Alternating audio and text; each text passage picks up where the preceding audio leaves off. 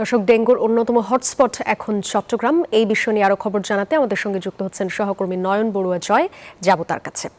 জয়, বন্দরনগরী চট্টগ্রামে ডেঙ্গু পরিস্থিতির কি অবস্থা জানাবেন?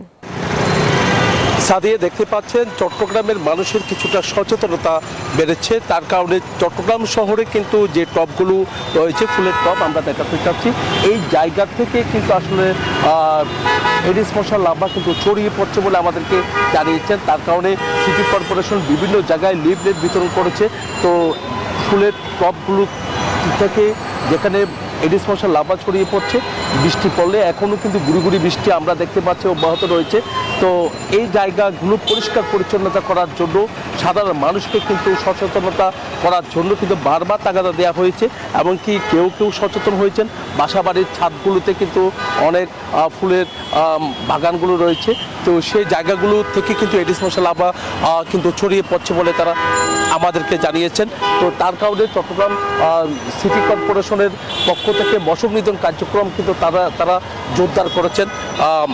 দেখতে পাচ্ছেন আমরা বিভিন্ন জায়গায় মশক নিধন কার্যক্রম তারা চালাচ্ছে, কিন্তু সাধারণ মানুষ তাদের আরও কিছুটা সচেতনতা দরকার। যাদের ফুলের টব রয়েছে, যাদের গণিত ফুলের টব রয়েছে, সেই জায়গায় যেন পানি যেন কোনোভাবে জমে না থাকে, সেদিকে কিন্তু তাদের নজর থাকতে হবে বলে আমাদেরকে জানিয়েছেন।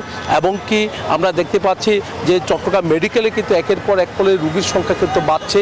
এখনও পর্যন্ত 24 ঘন্টায় আমরা সিভিল সার্জন যেমনটা জানিয়েছেন যে 119 জন ডেঙ্গুতে আক্রান্ত হয়েছে। চট্টগ্রাম মেডিকেলে সবচেয়ে বেশি আক্রান্ত রোগীরা কিন্তু সংক্রমিত রোগীরা এখানে ভর্তি হয়েছে। এমনকি অন্যান্য যে হাসপাতালগুলো আছে, এইসব হাসপাতালও কিন্তু তাদের ভর্তি হচ্ছে। আমরা এতক্ষণ ধরে দেখানোর চেষ্টা করেছি যে টবগুলো রয়েছে, ছাদ বাগানে রয়েছে, সেই জায়গাগুলো পরিষ্কার পরিচ্ছন্নতা রাখার জন্য কিন্তু বারবার তাগাদা দেওয়া হচ্ছে সিভিল সার্জনের পক্ষ থেকে, এমনকি স্বাস্থ্য অধিদপ্তরের পক্ষ থেকে। যেহেতু চট্টগ্রাম আমরা যেখানে দাঁড়িয়ে কথা বলছি, এই ওয়ার্ডও কিন্তু আসলে ঝুঁকিপূর্ণ ওয়ার্ড হিসেবে ঘোষণা করা হচ্ছে, এমনকি রেড জোনে রাখা হয়েছে। এরকম 8টি ওয়ার্ডকে চট্টগ্রাম নগরের 8টি ওয়ার্ডকে কিন্তু রেড জোন ঘোষণা করে কিন্তু সেখানে মশক নিধন কার্যক্রম জোরদার করা হয়েছে।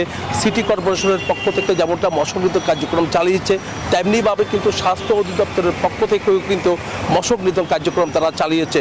এই কারণে কিন্তু আমরা যতটুকু জানিয়েছি, একটু আগে সিভিল সার্জন যেমনটা আমাদেরকে জানিয়েছেন যে যেসব ওয়ার্ডকে রেড জোন হিসেবে ঘোষণা করা হয়েছে, সেখানে ডেঙ্গুর প্রাদুর্ভাব কিছুটা কমতে শুরু করেছে। মানুষের সচেতনতা বাড়ানোর যে চেষ্টা, সেই চেষ্টা কিন্তু স্বাস্থ্য অধিদপ্তর যেমনটা চালিয়েছেন, তেমনিভাবে সিটি কর্পোরেশন সহ অন্যান্য সংস্থাগুলো তারাও কিন্তু চেষ্টা চালিয়ে যাচ্ছেন।